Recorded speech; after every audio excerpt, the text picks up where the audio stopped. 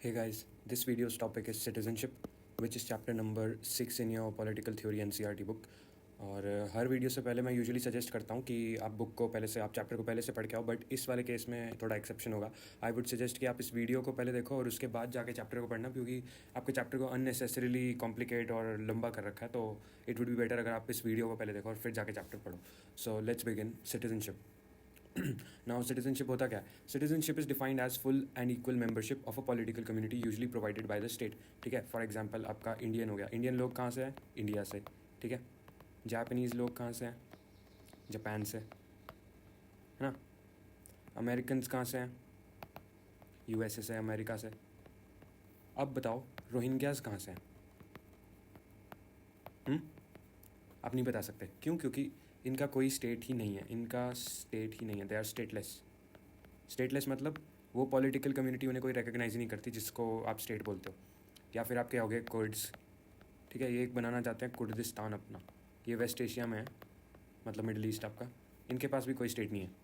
ये टर्की में एग्जिस्ट करते हैं, ये ईरान में एग्जिस्ट करते हैं कुर्ड्स, बट इनका खुद का कोई कंट्री नहीं है. इनको रिकग्नाइजेशन, अब इनको खुद की वो एक इनकी कंट्री नहीं है, स्टेट नहीं है इनका. इनको सिटीजनशिप नहीं है. तो इससे आप डिफ्रेंशिएट करते हो. इंडियन लोग इंडिया से हैं, उसको क्या बोलते हैं? सिटीजनशिप बोलते हैं उसको. उनकी एक डिफाइंड पॉलिटिकल कम्युनिटी है, उनकी एक आइडेंटिटी है. बट रोहिंग्यास की कोई ऐसी आइडेंटिटी नहीं है. वो रेफ्यूजीज़ है ना. रेफ्यूजीज़ मतलब इधर से उधर भटकने वाले, जिनको कोई कंट्री नहीं रिकग्नाइज कर रही. कुछ वो इधर कंट्री में रह रहे हैं, कुछ दूसरी कंट्री में रह रहे हैं, जहाँ भी जा रहे हैं परसिक्यूट हो रहे हैं. मतलब ऐसे इशू होता है उनका.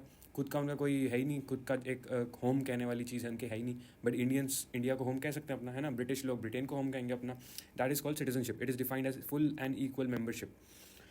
Sorry. Now full and equal membership क्या होता है? Equal rights and opportunities to citizens regardless of their geographical location background.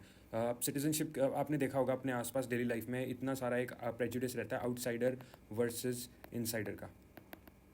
ठीक है, कि ये बाहर वाले आके हमारी नौकरी ले रहे हैं, या बाहर वाले आके लोकल्स को आउट नंबर कर रहे हैं. वो बाहर वाले जो नेटिव लोग हैं कहीं के, उससे ज़्यादा बाहर वाले हैं. ठीक है, आउटसाइडर्स उससे ज़्यादा नंबर में. तो उसको वहाँ पे आपका ये थोड़ा एक इश्यूज़ क्रिएट हो जाते हैं, जिससे लोग कहते हैं यार हमारी जगह पे तुम लोग क्यों आ रहे हो, तुम लोग जाओ. इमिग्रेंट्स के साथ यहाँ से ऐसे होता है जैसे हमारे कंट्री में ये जो गंजेटिक बेल्ट से लोग हैं, मिडिल इंडिया वगैरह से, इनको यूपी बिहार एमपी वगैरह के जो लेबरर्स हैं, इनको बड़ा स्टिग्मा झेलना पड़ता है, क्योंकि ये कंट्री में हर जगह जाके लेबर प्रोवाइड करते हैं, है ना. यहाँ से ढेर सारी चीप लेबर आती है. उनको स्टिग्मा झेलना पड़ता है, उनको प्रेजुडिस झेलना पड़ता है. क्यों? क्योंकि जो लोकल्स हैं जहाँ पे भी ये लोग जाते हैं, वहाँ पे वो लोग इनको जज करते हैं कि तुम लोग यहाँ क्यों आ गए. ऐसा हो जाता है. अब फुल एंड इक्वल मेंबरशिप का क्या मतलब हुआ? आप उनको ऐसा डिस्क्रिमिनेशन नहीं कर सकते. ठीक है. Equal rights and opportunities to citizens regardless of their geographical location या फिर बैकग्राउंड.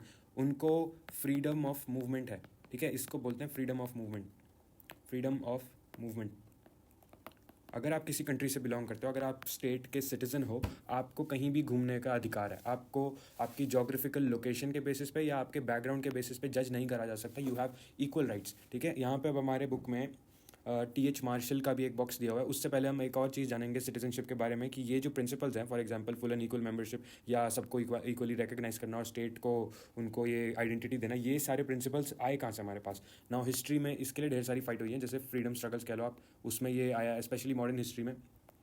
फॉर एग्जांपल आपका फ्रेंच रेवोल्यूशन हो गया. ठीक है, आपका फ्रेंच रेवोल्यूशन, वहाँ पे ये सिटीजनशिप की बात करी होगी. या फिर आपके साउथ अफ्रीका में, साउथ अफ्रीका में इसके लिए ब्लैक पीपल ने फॉर एग्जांपल ढेर सारी लड़ाई लड़ी रेसिज्म के अगेंस्ट, रेस बेस्ड डिस्क्रिमिनेशन के अगेंस्ट, जिससे उन्हें इक्वल ट्रीटमेंट मिले. ठीक है.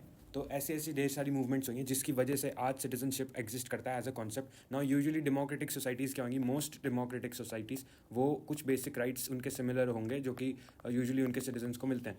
ठीक है. वो क्या होंगे? फॉर एग्जांपल आपका राइट टू वोट, आपका वोटिंग राइट्स, आपका सिविल लिबर्टीज़, आपका freedom of speech and expression. Speech and expression. ठीक है. ये सारे टाइप के कुछ ऐसे बेसिक पॉलिटिकल राइट्स होंगे, या फिर सिविल राइट्स कह लो, freedom of belief, social economic rights. ये सारे होंगे जो कि आपको यूजुअली मोस्ट डेमोक्रेटिक सोसाइटीज़ देती हैं उसकी सिटीजनशिप, उनकी सिटीजनशिप में. Now equality of rights and status is one of the basic rights of citizenship. ये हमने जान लिया अभी. अब हम इस पर आ जाते हैं, फुल एंड इक्वल मेंबरशिप, ये भी हमने समझ लिया. हम TH मार्शल की बात करेंगे. TH मार्शल का आपका एक बॉक्स दिया हुआ है पेज नंबर 87 पे आपकी बुक में. उन्होंने idea of citizenship in terms of equality के वे में डिस्क्राइब करा. ठीक है. उसको उन्होंने उसमें दो आर्ग्यूमेंट्स उन्होंने क्या बोलते हैं सामने रखें. एक second. Now equality implies two things. First कि आपकी जो क्वालिटी ऑफ आपकी राइट्स हैं वो विद टाइम इंक्रीज होनी चाहिए, ये हो गया आपका नंबर 1 चीज़। और नंबर 2 क्या है, quantity of rights, equal rights वो भी इंक्रीज होने चाहिए। इक्वल राइट्स जो हैं आपके, एक सिटीज़न, आप किसी कंट्री के सिटीज़न हो, आपको विद टाइम आपके वो राइट्स इंक्रीज होने चाहिए, ठीक है, उनकी क्वांटिटी इंक्रीज होनी चाहिए और उनकी जो क्वालिटी है वो भी इंक्रीज होनी चाहिए। फॉर एग्जांपल पहले आपको राइट टू लाइफ था, राइट टू लाइफ है, अब विद टाइम इसको इंक्रीज करके आपको राइट टू लाइवलीहुड भी मिल रहा है, इसको बोलते हैं क्वालिटी इंक्रीज होना।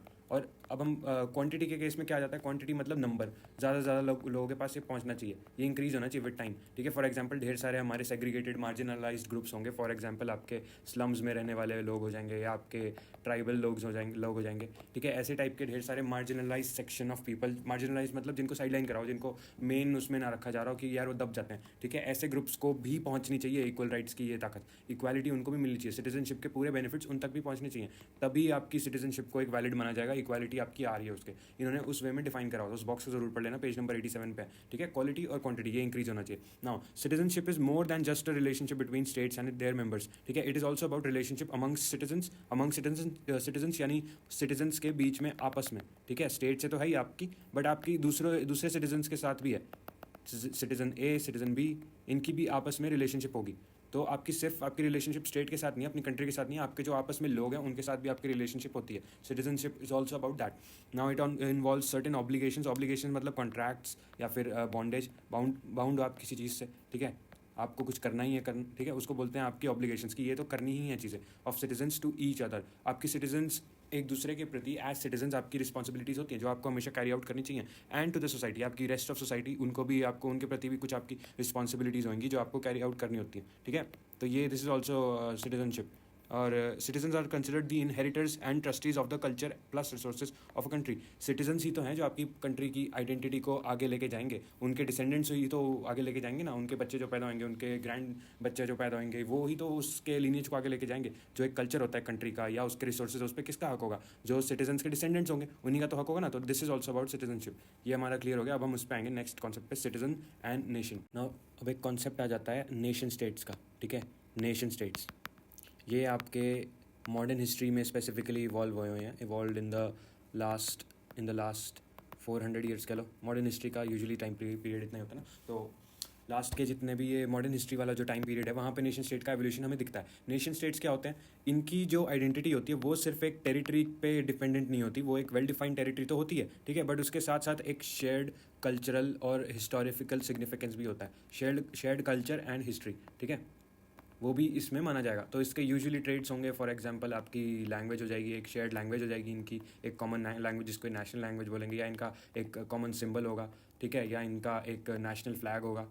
तो ये सारे हम इनको जानते हैं ना, क्योंकि ज़्यादातर स्टेट्स ऐसी हैं नेशन स्टेट्स, इनको बोलते हैं नेशंस, यानी इनके कॉमन सिंबल्स होंगे, ये नेशनल सिंबल हो जाएगा, नेशनल फ्लैग, नेशनल लैंग्वेज, और एक वेल डिफाइंड टेरिटरी तो होगी ही होगी, बट साथ में इनकी एक शेयर्ड कल्चर और हिस्ट्री भी होगी जिसकी वजह से इनको यूनाइट करा जाता है ना। Usually nation states max inclusive होते हैं। इंक्लूसिव मतलब आप ज़्यादा से ज़्यादा लोगों को इंक्लूड कर पा रहे हो, इंक्लूड, ठीक है, आपकी अलग अलग जितनी भी आइडेंटिटी थी आपने उन सब को इंक्लूड कर लिया इसमें, तो उसको बोलते हैं। अब यूजुअली नेशन स्टेट्स जो कि डेमोक्रेटिक होंगे, जैसे फॉर एग्जांपल आपके वेस्टर्न नेशंस, या अपना इंडिया हो गया, ठीक है, अपना इंडिया भी बड़ा ही डेमोक्रेटिक और इंक्लूसिव स्टेट है, क्योंकि इंडिया तो वैसे ही खुद में ही बहुत ज़्यादा डाइवर्स है। डाइवर्स मतलब बहुत ज़्यादा अलग अलग आइडेंटिटीज़ हैं इतनी सारी। इंक्लूसिव मतलब इन सब को एक आइडेंटिटी के अंदर रखने वाला स्टेट जिसको कहा जाता है नेशन स्टेट, ठीक है। तो आपके जितने भी वेस्टर्न कंट्रीज़ होंगे, फॉर एग्जांपल फ्रांस हो गया या ब्रिटेन हो गया, ये बड़े इंक्लूसिव है, या फिर आपका इंडिया भी होगा, ये भी बड़ा इंक्लूसिव है। सेक्युलरिज्म के बेसिस पे ये लोग चलते हैं, ये इतना ज़्यादा मतलब बेसिकली ये अलग अलग आइडेंटिटीज़ को अपने अंडर लाने के वो रखते हैं,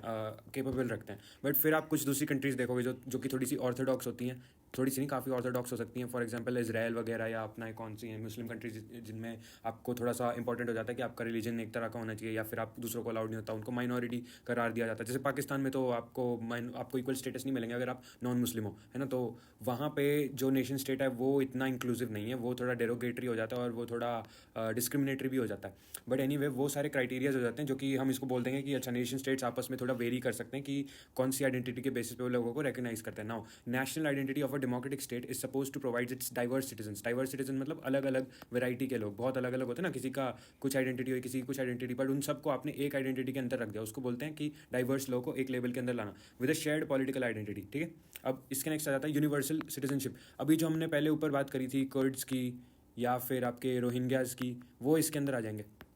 ठीक है, जिनका स्टेटलेस वाला सिस्टम चल रहा है, उनके पास खुद की कोई स्टेट आइडेंटिटी नहीं है, वो अलग अलग स्टेट्स में घूम रहे हैं, फिर रहे हैं, उनका रेफ्यूजीज़ की तरह घूम रहे हैं, giving citizenship to ordinary residents based on certain criteria, providing citizenship of to refugees stateless people, fleeing मतलब भागना, फ्लीइंग फ्रॉम वॉर, परसिक्यूशन मतलब लड़ाई या परसिक्यूट करा जा रहा है, परसिक्यूट मतलब उनको स्पेसिफिकली उन्हीं को मारा जा रहा है, etcetera, and identity greater than national identity, यानी उनकी नेशन से भी आगे बढ़ के होगी ना वो आइडेंटिटी। अब वो अलग अलग जगह पे हैं, तो उनका तो कोई घर बार है ही नहीं, ऊपर से वो रेफ्यूजीज़ हैं या फिर वो भाग रहे हैं कहीं से, स्टेटलेस पीपल हैं, वो अलग अलग कंट्रीज़ में रह रहे हैं, तो इसको बोलते हैं यूनिवर्सल, कि वो हर आपके अलग अलग जहाँ पे उनको मिल रही है जगह, वहाँ पे उनको वो रह रहे हैं, जहाँ पे नहीं भी मिल रही वहाँ पे भी वो चले जाते हैं। जैसे माइग्रेशन को, इलीगल माइग्रेशन आपका इसमें आ जाएगा कॉन्सेप्ट। ठीक है, जैसे अपने यहाँ पे वो डंकी मूवी आई थी इलीगल माइग्रेशन पे, या ये होता ही है, या आपने सुना होगा यूएस में मैक्सिको से लोग बड़ा भाग के इलीगली यूएसए में क्रॉस करते हैं, तो उसको भी बोला जाता है इलीगल माइग्रेशन। ये होती है, चाहे आप उसको कितना भी रोक लो, चाहे आप कितना भी स्टॉप करने की कोशिश करो,